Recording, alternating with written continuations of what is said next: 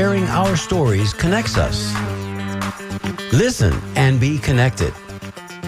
Join us for the Conversation meeting weekly at the intersection of community and culture. Hosted by Mario Nunez and Joe King Carter. And Joe King Carter. I love the way that sounds. Yo. But I have to have top billing. I'm sorry, Joey. That's just how it works. Hi, everybody. Welcome. It's Wednesday. It is Wednesday, midweek. It's that magical hump hour of hump day, which I like to say that at the conclusion of the Conversation each and every week meeting at the intersection of community and culture, we get to race towards the weekend because we are at the top now. We're at the apex of the week. Monday is kind of a short week, truncated, because Monday, of course, was Labor Day. We'll talk a little bit about that as well. So welcome, everybody, to WMNF 88.5 FM, WMNF.org. If you're listening from any place in the world, I'm Mario Nunez. You've already heard from Joe King Carter, and we're wishing you all a good afternoon. Joey. Good afternoon. As we say each and every week, as I start the conversation with you, my brother, how was your week previous? My week was wonderful. Life is good. I have no real complaints, and I don't think there was anything stellar about it. Well, that's not what you said when you walked in the studio, because you were bouncing in here, brother. I think you got a good report from your doctor. Oh, yeah. All my numbers are good. That's always nice. Yeah. When you get to a certain age, and those numbers have a lot of importance. Oh, absolutely. Yeah. So I spent much of the week working on an art commission that I'm doing, and that was it. Yeah. And how's that going? It's going very well. Thank you.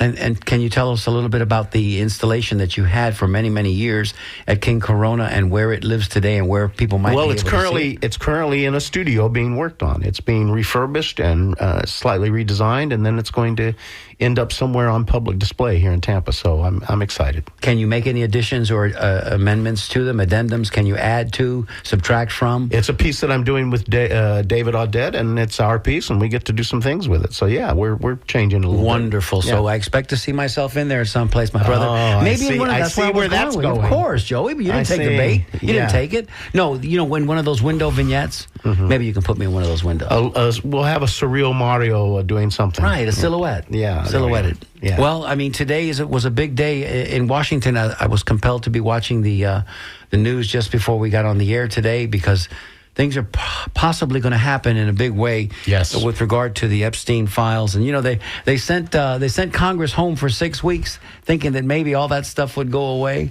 All that did was give them 6 weeks to work on their research and figure out what they're going to do now. And boy, did they do it in a big way today. Did you watch that a little bit today, John? I did. And by the way, that whole thing of sending Congress home is, this is where we've arrived in our culture, is that we play games in politics. That's correct. Games, little games that children would play. It's really a very unserious administration. It's just it's nightmarish and at some level funny. You have to kind of laugh at the human race. But yes, I was watching this morning. I'm hopeful. Hopeful. Well, that now things will start to emerge, and sunlight always being the best disinfectant will start to, listen. There's something to be said about full disclosure, because otherwise, if it's always going to be under secret and under the veil, what does that say about us as a people? Oh, absolutely. Aren't we trying to get to the truth? This is what President John F. Kennedy warned us against. He warned us against secret societies in his speech that became quite famous. So, yes, I think that what we're seeing is very healthy resistance. Peaceful resistance is the key here, because, folks, if it goes non-peaceful, our president's militarized state will feel like they have a reason and a right to attack others. But if you follow the teachings of Dr. Martin Luther King, and we do peaceful resisting and smart resisting, John Lewis, there's a lot of things that can happen in a positive way. I don't think America, contrary to what this administration might think, I don't think America is really ready to be an authoritarian state. Hear, hear. And I'll say one more thing before we get to our guest who's waiting in the wings. She's just waiting to talk to us. Saturday. Saturday. No, I didn't mean to say that. I meant to say Monday, which was Labor Day, September 1st. Two things came to mind. Number one, it's something called the beginning of meteorological. You guys can't see me unless you're watching us on Facebook Live. I'm doing air quotes. The beginning of meteorological winter, fall. Yes. So you know, that's a bit of a misnomer because here it takes a little bit longer for us to get that first cool breeze. Absolutely. But I will tell you, it felt different.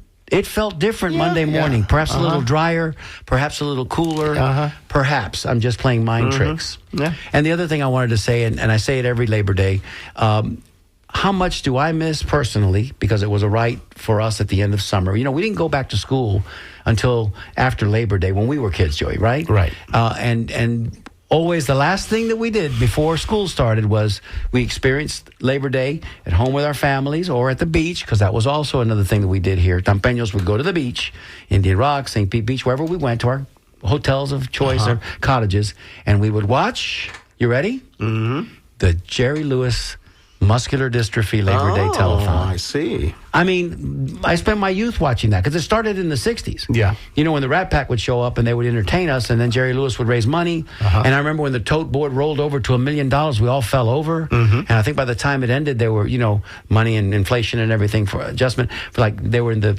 multiple tens of millions of dollars collected.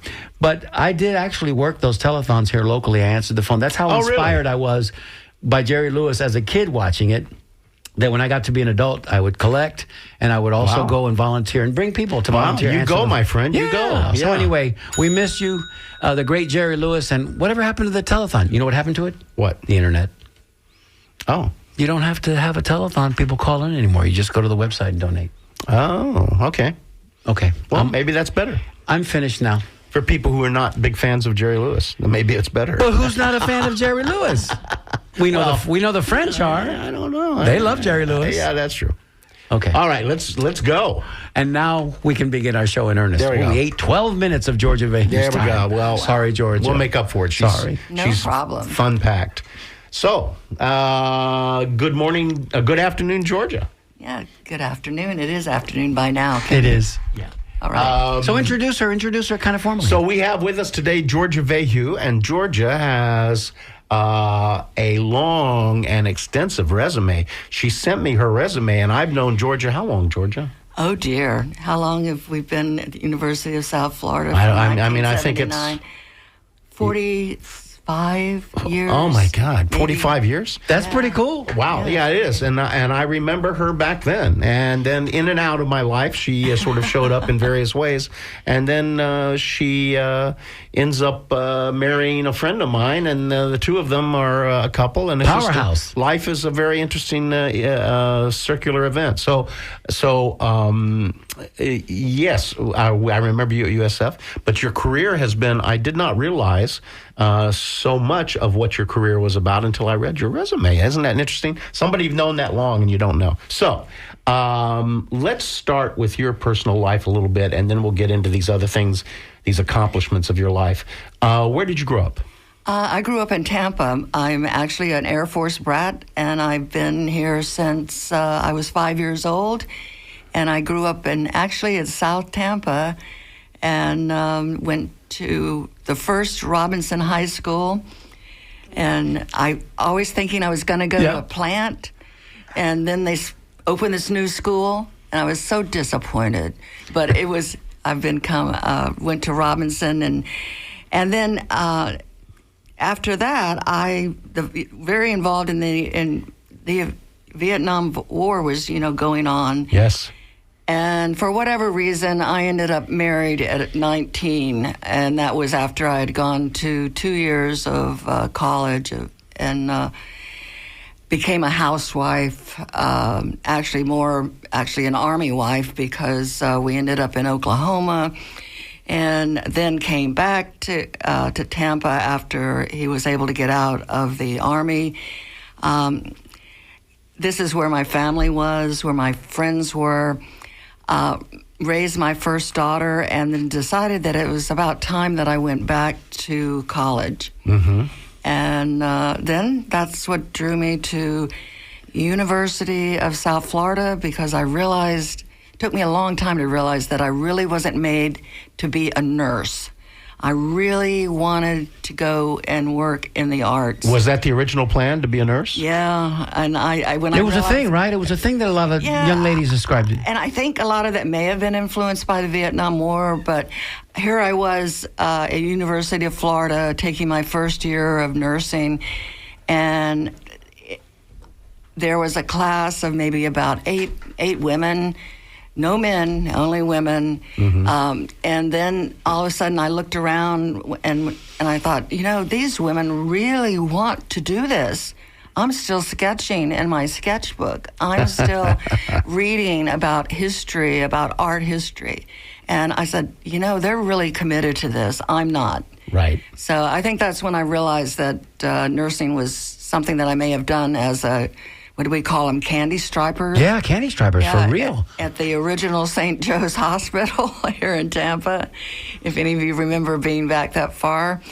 And we all do, Georgia. Listen, we are Tampeños of a certain year. Listen, I wanted to ask you. So, is it Anderson Madison Robinson? Yes. And what year did you come out of Robinson?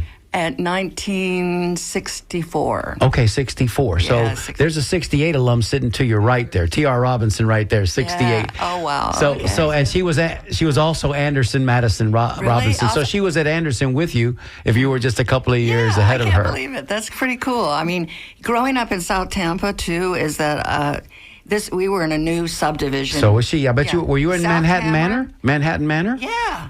What street? South Cameron, Hale. She was on Cameron. Really? Cameron, yeah.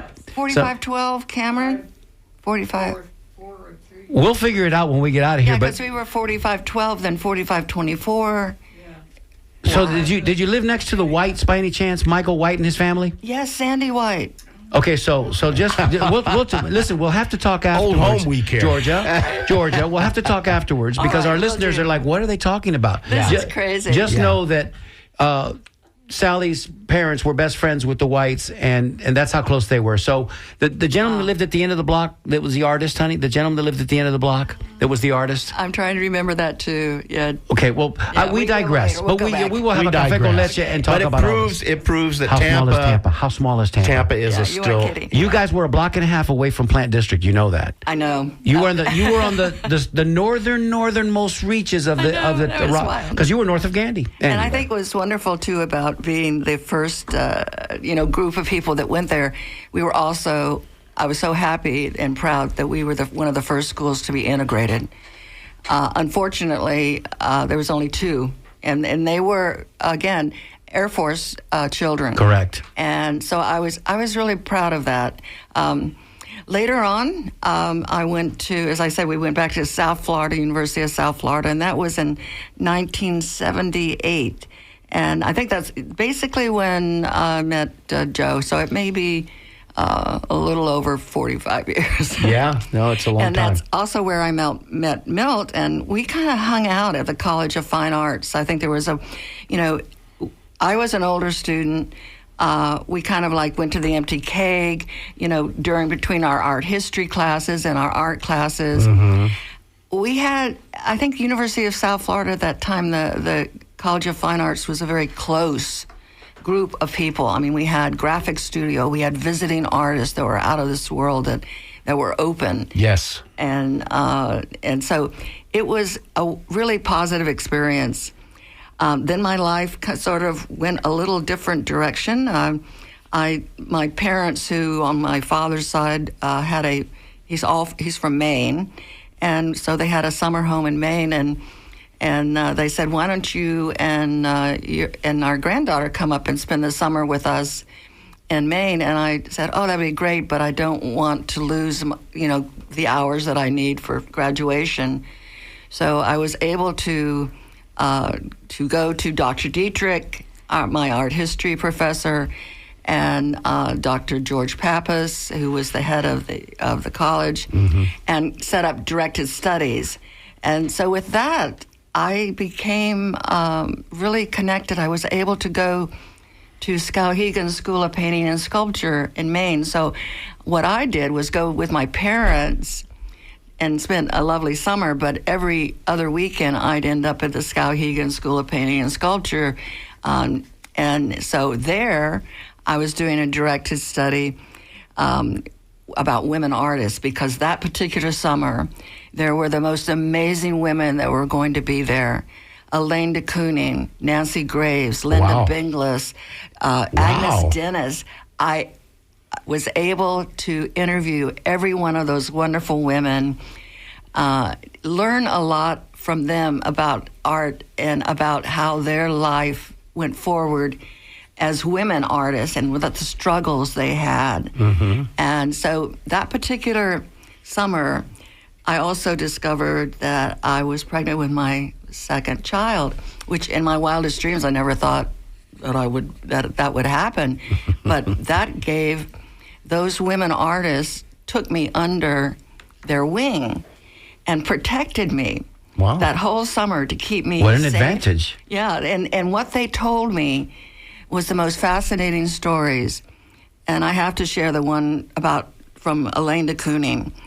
And the only reason why I'm going to share that is because I think it makes a lot of difference to women who are working and who continue to work. And then they think, well, can I raise a family? Can I not raise a family? Elaine told me a story very clearly that when she and Willem were talking about having children, that she actually borrowed one of her friend's babies and said, can I have your baby for like a day? And just so and I'll babysit. Try it out. And I'm going to take her to my studio.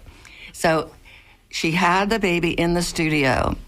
And when she was working, and then Elaine said, every time the baby cried, I stopped painting. And I went to the baby.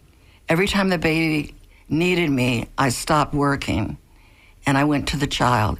And she said, then I realized that my art meant more to me than having Can't do a both. child. Yeah. Wow, that's a great story. And I will tell you that they have that I tape recorded all these, and so also the transcripts. So I recently donated it all to Skowhegan's archives, so they were very thrilled to actually have it. So That's very poignant, Georgia, Yeah. because people don't realize that. I think that, to reach great levels, whether it's in the field of science or art or industry, whatever it is, even sometimes athletics, because you have to make tremendous sacrifices.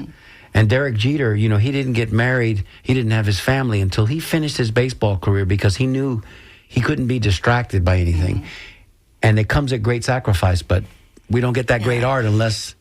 And you make the decision. I mean, there were a couple other women artists that I interviewed, and they said yes, it worked for them, Right. but it did make a difference in my life. I mean, I love my daughters, both of them, but it did stop me from moving forward in the art world, especially in Tampa. I mean, God, Joe, the times that they would criticize Tampa as being right. a cultural desert. A cultural black hole. Wasteland, yeah. A wasteland. People would leave Tampa to buy art. They didn't That's buy right. it. They didn't buy it here. Even though you had Rauschenberg, you had Rosenquist, you had Don Saff, you had Theo Wujek. You had all these famous artists that were Right here. right here. And yet they would, they would buy it. They wouldn't support it. Yes, because the art world depends so heavily on patronage. And patronage in Tampa was always what you said. They go to New York to buy their art. And what that caused was young artists coming out of the graduate program at USF would leave Tampa And go. and go away. So it was always debilitating the scene. Well, you remember the scene in Ybor. I mean, my gosh, El Sama, the artists and writers. Absolutely. It was rich. David Audette, who was involved in it, Rosenquist, Bud Lee. Yes. And also to Paul Wilburn, who is still in the Still Tampa Bay active, area. right. Still active. in it. Right, yeah. And then the playmakers, I want to say the El Sama. Right. And I have to admit, I was part of that. The artisan, not the artisan, the Guavaween. Yes. And We all remember that? You were involved in the initial Guava Wings, Yes, weren't you? absolutely. And I was fortunate to have kept some of the artifacts, so I donated them recently to the Tampa Bay History? Art History Yeah. Museum. Good They're for in their you. archives. Anybody wants to know about all the dirt that's Well, currently David Audette is writing a book about the artists and writers balls and that period, and that's a whole long story we should talk again sometime about. But that's a much needed.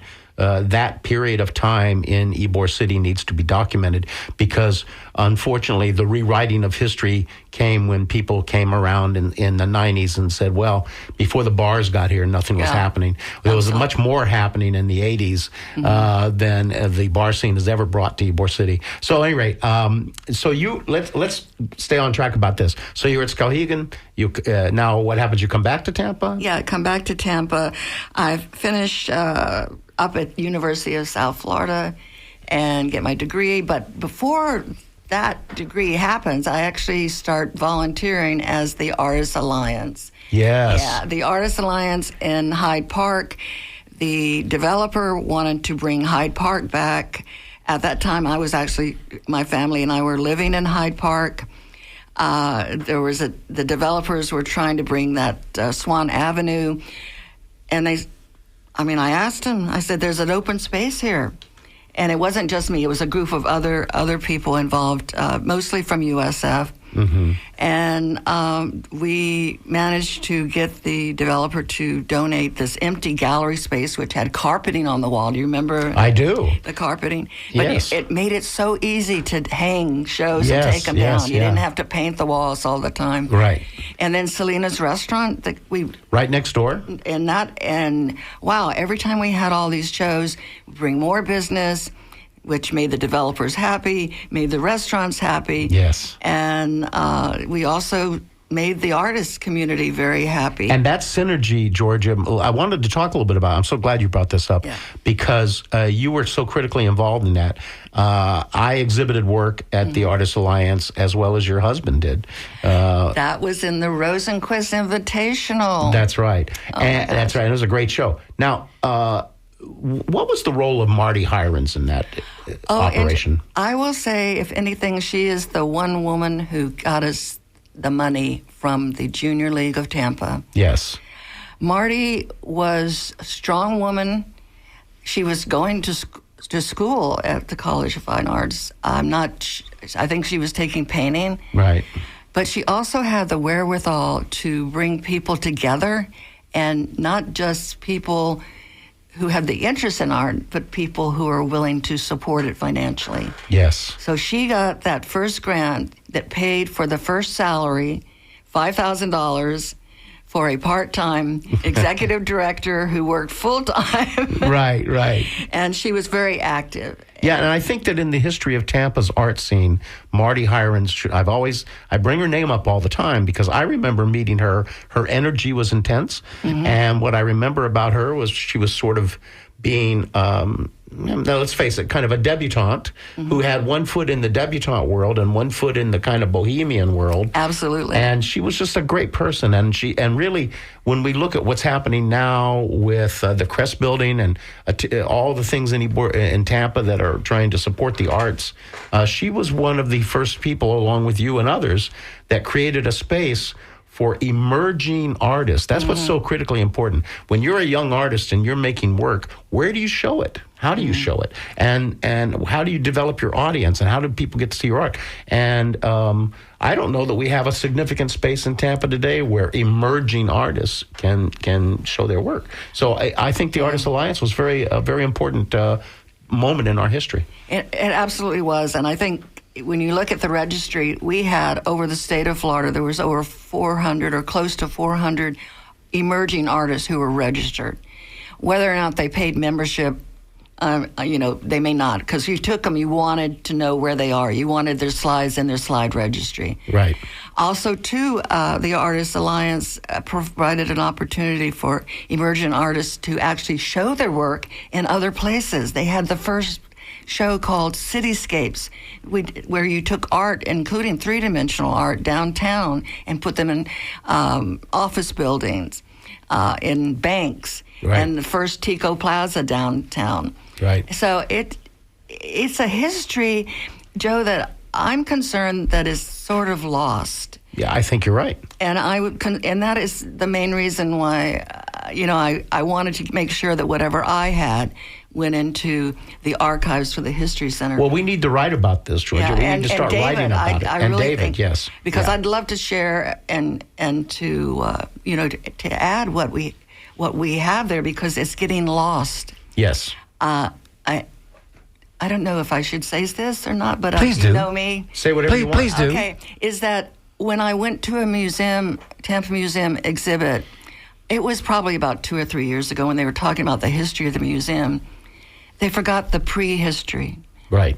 what made that museum possible. Right. It's sort of like they said that it was a statement that was basically saying, well, art didn't come here till the museum did, which is not true. Right. So It's that's seldom, if ever, true. We're going to do a station ID right now, and when we come back on the backside of that, we'll introduce our guest anew. We'll also give you the number that you could call if you'd like to join the conversation. If you've got a question for Georgia, a comment, we'd love to hear from you. Hello, I'm Derek McCarran, and you're listening to The Conversation with Mario Nunez and Joe King Carter on WMNF 88.5 FM in Tampa. Wow, if we could just have that each and every week. He's wonderful, isn't he? We're just going to have to use that more often. Just a wee bit. It makes me smile when I hear it. I wanted to use a wee bit the whole day after that. Yeah. If you're just joining us, we're talking today with Miss Georgia Vahue, and she has had a prolific career here in everything arts in Tampa from the very beginning, from the early days, from the days Yes. when she was doing things and nobody was paying attention. Yes. And Joe's involved in that as well. Joe King Carter's involved in that as well. In a different way, but yes. If you would like to join us, if you have a question or a comment, 813-239-9663. You can send us a text, 813-433-0885.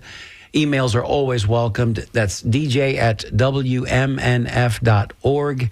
And I can say from just listening to the conversations here between you two and being kind of like that fly on the wall, just kind of, it must have been awfully inspiring in the early days, because you guys were pioneering a lot of this stuff out of the not box. realizing it. Not No. realizing You were doing what you were doing, but it was early I think days. We're definitely doing it because we believed very strongly that the arts make a difference, and also Right. too that it makes sense as far as business. It makes sense as far as visitors to Florida, that there was more than just football, the beaches, that there was more going on.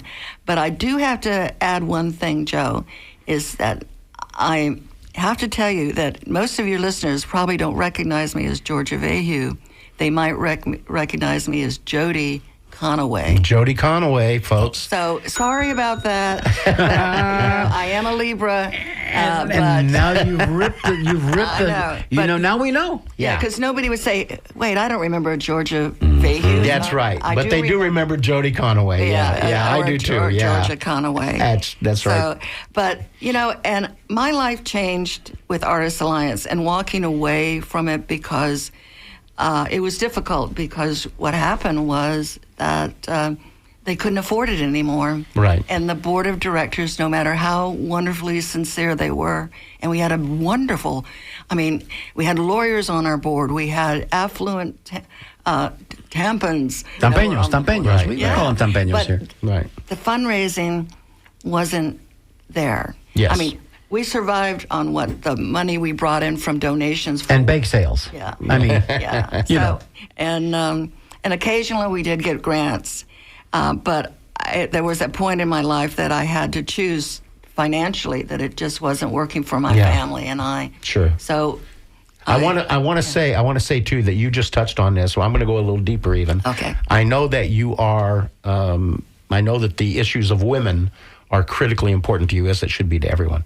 When you were just touching on this concept that suddenly the Tampa Museum, which I worked at as an employee for many years, that it sort of sprung up and art happened in Tampa.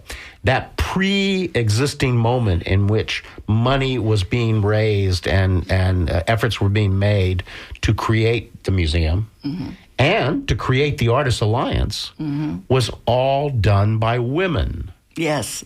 I can't think of a single man involved in that process. There might have been some, and I'm sure there were men on the board that wanted to contribute. But the reason the art scene early in Tampa was being created was because of women. Some of them were junior leaguers, some of them were debutantes. Many of them were wealthy for a variety of reasons. But it doesn't matter who they were. They had the vision that Tampa needs an art scene, and it wasn't happening, and they wanted to make it happen. And that always impressed me deeply. Absolutely, and I could probably name a few, but if I name a few, I'd probably left out a few. Right, and I don't hurt anybody's feelings. I don't want to offend Right, anybody. right. But definitely, some of those families are still very involved in Tampa. Absolutely. And so what happened with the Artists Alliance after? Because really, it's because of the Artists Alliance that I got connected to Ybor City, because it became the Florida Center for Contemporary Art in Ybor City. Can you address that a little bit? What I know of it, first of all, was the grant that we received while I was still the executive director for $53,000, which was a grant for facility renovation. That money was able to go to the Ybor when they moved to Ybor.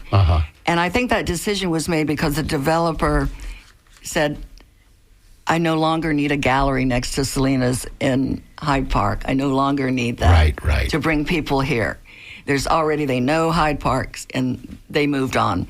So I believe that was where the money went to help. Help the Ybor project.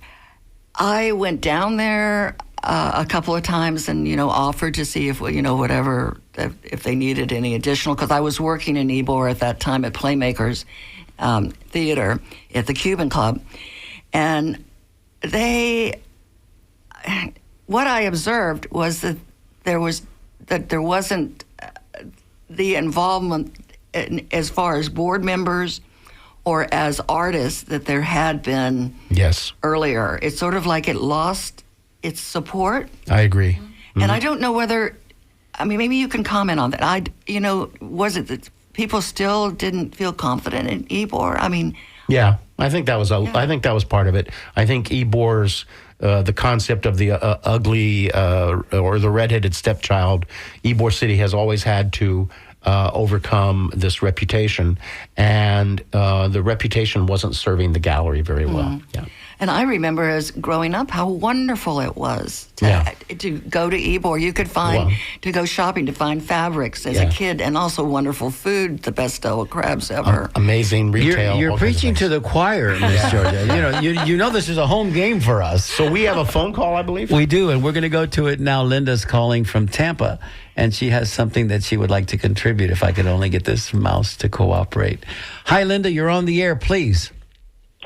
So, Georgia brought art to Tampa City Council.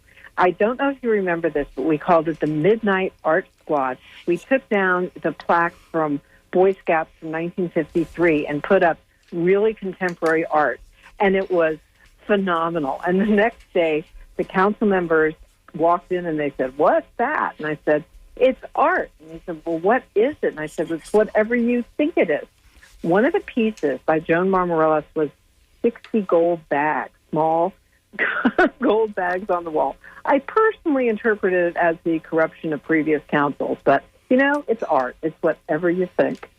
In the eye of the beholder. Oh, wow. Thank you, Linda, for remembering that. Oh, my gosh. Yeah, that's fabulous. It was fun, and it was subversive. And, art should be subversive. It can be many things, but that really brought great joy.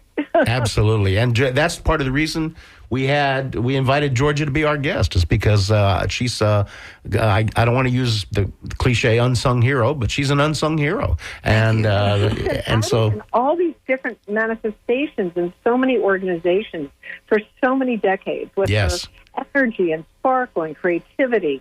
Georgia is a treasure, a Tampa treasure. Thank you so much, Thank you, Linda, for listening today. Hey, Linda, we're going to reach out to you. I want you to come in and do our show sometime. Will you do that? She's great on the history of Hyde Park. She actually put together a book about that, a booklet. Well, we would love to have Linda under any situation. She can talk about whatever she'd like. Thank you, Linda. We appreciate you so much. Sure thing. Bye-bye. Yes. See, that's Yes. what happens here on The Conversation. We Yeah, that's it. we start to creep into everybody's subconscious, and the next thing you know, and listen, we'd like to give you your flowers today, even if it's just figuratively. Yeah. Because you'd certainly deserve them. So real quick, I just want to say that the reason I started to go to Ybor City was because I was I was volunteering time to the Florida Center. And I had worked extensively in installing shows at the Tampa Museum, and they needed somebody that could paint a wall and spackle a wall and do the lighting. And so I started to work there. And that's really what brought me to Ybor City. Now, let's move past that because you've got so much to talk about. Yes. Yes. What happens next in the life of Georgia? What happened next is arts education. Playmakers, I left Playmakers and for a short period of time worked in retail, traveling all over all over the state of Florida and traveling way too much away from my family. And I felt like I needed a quieter, simpler life. Right. So why not go back to school and become an art teacher, K through 12? And boy, did I. And I loved every minute of it. My first job was, first place was in Waimama. And Wow. well, actually, no, I have to go back. It was at Gorey Elementary School because they're the one who talked me into going back and get arts education, said we need an art teacher. And then it was at Gorey, then at Mitchell, but it was part-time, and at West Shore Elementary, it was when you had art on a cart. So I was offered then a position to have art in my own classroom in Waimama. Here I am living in South Tampa, go for a 35-minute drive. Do I really want this? And I said yes. And I loved every minute of it, working with the kids. And then so much of that time, I ended up at Young Middle Magnet School for Science and Math and Technology because I always felt science and arts always connected. And I went to Young and had a most fantastic classroom and an office and a kiln room. I thought I'd died and gone to heaven. Come on. Yeah, I can't believe it because I wish all our teachers had something like They that. let you have all that? Yeah. That's pretty good. That was pretty good. Not only what else came with that was that I applied just out of the blue for a Fulbright scholarship, fellowship to teach abroad. And it was when they were doing the teachers exchange. And in my wildest dreams, I probably thought that I would not get it, but what the heck. So in August of that year, I applied. I went for an interview in December. And one of the questions I think that nailed it for me was, well, what if we put you in a place, in a city, in a town where they really don't have an art budget or have any art supplies? And what would you do if you didn't have any paper? Proverbial art desert. Well, guess what? You know the answer. I said we'd make our own art, it. our Yeah. own paper, and Yeah. of course we would. We could Of make our course. own paint. Yeah. And I just thought only an art teacher would know that that's what you do. That's right. So Because there's never a budget. no, never. Yeah, right. So anyway, I didn't find out till the following March that I had been one of the 200 out of 2,000 that they awarded. And Wow. I went to, my first choice was the UK. And I ended up teaching art and design in the East End of London at a girls' school made up of Bangladeshi girls, second generation, Somali girls, second generation Asian, first generation East Enders. It was the most rewarding experience and totally changed my How Sounds old were you at this amazing. time, Georgia? How old were you at this time? Oh, Lord. Hey, guys, don't give up. I was probably 50. Well, that's why I 52, ask you, because yeah. that's a big step, and it takes an incredible amount of energy. What an experience to that do must have that. been. Yeah. And I felt more confident because my youngest daughter, was in college. I felt comfortable with that. There you that go. she was fine. That she. Yeah, that's why I asked. Yeah. I thought that was important. Yeah, it was. I was 50 going on. 51. Yeah, you're not 30 yeah. going out there with, you're already So full grown.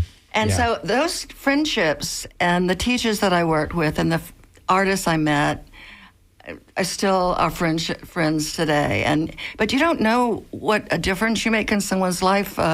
Actually, I guess probably less than 8 years ago, I got an email from one of my former students, at which she said, is this Miss Conaway? Yeah, of course. Right. She said, if it is, I want to tell you and that you really changed my life. You believed in me. Wow. How great She is was that? That's good stuff. She was from Bangladesh. And I was like, oh my gosh, Amina, you remember me? And they did. They remembered me. You And- remember teachers, you remember coaches. Yes. You Yeah. remember these Yeah. people in your young Yeah. life that Right. stay with you for the rest of your life. I remember my physics teacher. My gosh. Yeah, Mr. yeah. Ferguson. At Robinson. Yeah, At Robinson. Because those people have given to you. They've given you gifts, and that's one of the greatest emotional bonds that can happen is when a person reaches out to another person. And the cross-cultural experience was probably even more special for you going to London. Yeah. And, How and long were you there?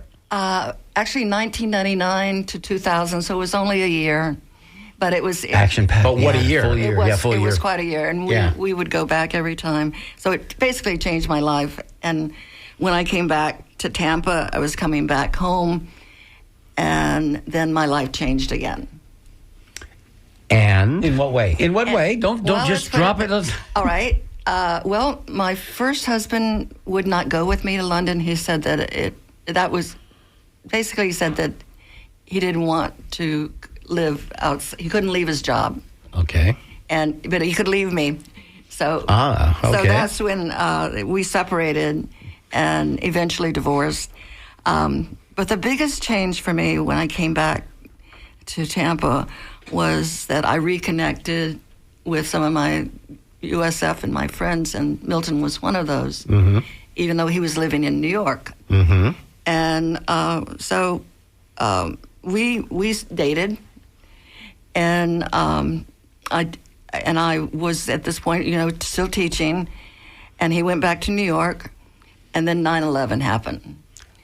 Yes. And I think, as we all know, it changed a lot of people's lives. Changed the world. At that point is like when something monumental, even by age or by that, is that don't waste time. Yes. And so that's when I decided to take him up on his request that I move to New York I see. and possibly marry him. Oh, that cad. Yeah. Way to go, Milty. Way to go. Pretty wily of him. Yeah, and it did. And so that, my gosh, the next 10 years after that was, my whole life changed at Great Neck Arts Center. I mean, I was the executive director, head of education, head of the gallery, doing exactly what I loved at the very beginning, which was curating art shows. Full circle moment. Yes. Full Yeah, circle. and That must have been a wonderful experience. it was. How long were you there? 10 years. 10 years. Wow. Well, 10, Wow. maybe close to 11. And, So rich with experiences, I'm sure. and then we were tempted after my stepson and Milton's son graduated from high school to come back to Florida because he's from Winter Park. I'm basically from Tampa. Yes, you are. Yeah. And so when I came back, I was Art Keeble talked me in to taking a job in Ruskin as the director of the Firehouse Cultural Center. Wow. Wow. Yeah. So, that being said, And tell people a little bit about what that was like, what the center was about out there, because that's sort of out in the pioneer reaches, right? right, Yeah. absolutely. What it was here this area was growing substantially, more housing, and there was no place for anybody to go for arts or theater except to come to Tampa. Right. And as I mentioned earlier, driving to Waimama, it's a 35-minute to 40-minute drive, and even that's just one way. Then. That was then, and even now it's worse. Sure. But they were basically, there was nothing for people who were moving there from Apollo Beach to Sun City Center, except if they were places that they could have arts or theater, it was private and not open to all the rest of the residents. And so what the Cultural Center and the people involved have been really wanting to bring the arts and the theater to that area. Bruce Marsh was very much involved in that. Yes. There were Sandy was also, wish I could remember her name right now, but there were a number of people who were always involved in the arts that wanted to bring those opportunities down there. So I was there from 2013 to 2020. And then COVID, of course. Hit. Yeah. And the programming is still going on. They have a strong director, Chris Bredbender, and I'm really happy to see that. Then Art talked me into something else. He said, "Why are you retiring?" And then that became Community Stepping Stones. Stepping Stones. And for people who don't know about Yeah. Stepping Stones, let's talk a little bit about Yeah. that. It's a great place. It's located in Sulphur Springs, right there on the river. It is fantastic programming, arts education for after-school programming, summer programs for underserved communities. Yes. And it is has its own building, beautiful park, and right now run, I think, by the two most wonderful people I was able to find. And we have a marvelous program director and a new executive director. I've got a question for Georgia. Yes. So, STEM is cool, but STEAM is exponentially cooler because you can judge a community, you can judge citizenry, the community at large, by how much they appreciate and apprize art. Talk a little bit about how getting away from all of that is just to the detriment of society at large. Oh, yes. I mean, all of us have our own personal opinions, but you are close to the source. I will tell you that art can make a true difference in a child's life. It takes away the pain. It takes away the anger. And I think the anger is a lot that children will keep inside. And if they can express it visually or verbally, it's an ability to move on. And one of the things that we've also been able to do, not only in Ruskin at the Firehouse Cultural Center and also at Community Stepping Stones, is to bring other partnerships in. The Tampa Museum has become a really good partner for both those locations. And also the health organizations been able to support art as a health support. And that being said, our number of kids, and I'm still involved as a board member, so You will always be involved. Yeah. Jody or Georgia or whatever we're calling you today. You will always be. It is a part of who you are. Yeah. I did retire after 8 years of being on the Public Art Committee and the Hillsborough County Arts Council. It's like, let somebody else do that. But I will stay involved when it comes to arts education and the kids. And children. Because when you see those smiles on their faces, when you see their artwork installed at one of the libraries.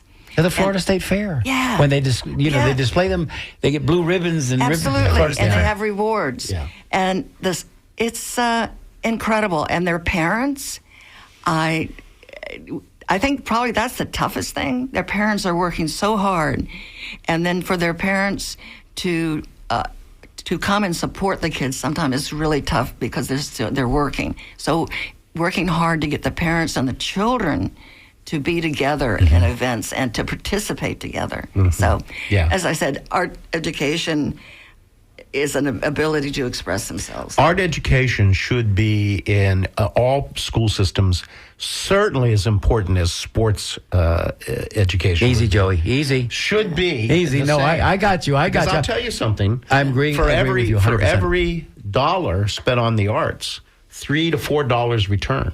Yeah. Easily. Guess what? Sports not can't, the same. Not the sports same. can't say that. No. Listen. All I'm saying is not that I don't think I think sports is a great thing Put for them the on community. the same level playing field. But when somebody says, "Why don't we put a sports arena in that neighborhood?" and it'll help the neighborhood. No, why don't you put an opera in that? Why don't you put an art gallery in that neighborhood? Because or a music performing arts center, a performing arts theater. That's the kind of thing because Agreed. Human expression is valuable at this level for children. And when I started teaching art for a period of time. I taught art late in life with adults with intellectual and physical disabilities, and I never realized what art teaching. What that was like. It's an amazing experience because you see their faces. Just you see what's happening to them. They gain confidence. They gain confidence in themselves. and also in their ability, and it helps them in their other lessons. I must say, I still firmly believe art and science. They have to Should be in there. together. Yeah, Yeah, absolutely. Yeah. Because after all, didn't a guy named Leonardo da Vinci teach us something about That's that? right, yeah. Something like that. Yeah. Michelangelo, these Yeah. guys they knew what was going on. Let's get this last caller before we get off the air. Oh my goodness. Thank you, caller. We see you there, and we're coming to you presently. If I can get this to work. Mario, just do your thing. All right, here we go. Caller, Pat in Tampa, you're on the air. What say you? Hi, it's Pat Kemp, and I've been listening for the whole time, and I haven't wanted to call because I haven't wanted to interfere with 1 minute of what I was hearing. And I've heard also Linda Falsena call, but Georgia has been, oh man. And I also texted or wrote a little email, but it didn't. I didn't hear it. So I just wanted to say you've just done incredible work in the community. It's incredible to hear your history, which I wasn't really familiar with, and to just these last thoughts about art in our communities and all of that. So I just want to thank you for everything you've always done, and Linda as well for being, such a standout and bringing our community along. So thanks. Oh, Pat, thank you so much. You've always been supportive of the arts, and I love how you still support Community Stepping Stones. Good to talk and good to hear. That's great, Pat. Thank you so much. Thank you, Pat. Thank you so much. You know, her leadership is always greatly appreciated as well. Absolutely, yeah. So we're going to have her on as well. We can have her on as well. and Hey, then Pat, you're listening. Come on our show sometime. We'd love to talk to her. Yeah. Man, this has been a great show. We're just sitting around the kitchen table here, just chatting. That's all we're doing. Without our café con leche, because it's Yeah. not allowed in the studio. Yeah, well, Pat and Linda both are old pro. I shouldn't say old. They are pros at being on the radio and media. But come on our show sometime. We could We'd like pick up to this have you. conversation somewhere else. Yeah. You know, we could do that too. We can do lunch. That's right. The group of us. There we go. Anything So- in closing, because we're just about up against the clock. We want to make sure that Georgia says what she needs to. Jody, say what you need to. Well, I will what say- you would like to. Never give up. I have been going through cancer, and I want to make sure any of those of you who are out there, I've been going through it off and on since 2014. And the one thing I will say, stay engaged, continue to do the things you love, and be with the people you love. Thank you guys very much. Oh, wow. That's beautiful. So That's let me just say, as a friend to this family that what Georgia is saying is that she has been fighting since 2014. Yes. And anyone out there who's dealt with cancer, and I think most of us have had a person in our family who has suffered and dealt with it, is that it's been I'm sure quite a tough struggle, and it speaks to the courage and strength that Georgia has, and we so appreciate you coming in today. Thank you. Yeah, absolutely. I'm waiting for my hair to grow back. You do look good in hats, though. Well, you do thank look good you. in hats. Just look at it this way: mine will never grow back. So we so appreciate. Really, your life story today is a story of service to community. Rather, even though it's mostly and much about the art community, you've always really been a community person. Yes. And this is a community radio station, and it's a perfect marriage for you to be on our show. Linda said it best when she said that Georgia's a Tampa treasure. That's right. And, you know, in light of the fact that most recently we've lost a couple of Tampa treasures. Yes, we have. Over the past week and a half.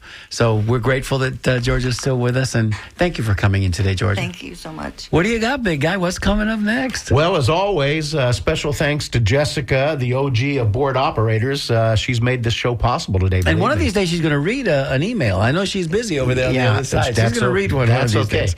And also, thank you to our call taker, Joe Remo. Captain Joe is on the scene. And then coming up next on It's the Music Wednesday is Sam. Sam's over there. Sam, I am. She's cranking it, getting it ready. She's running the steam engine, and she's got her hand on the pulse. So it's about to happen.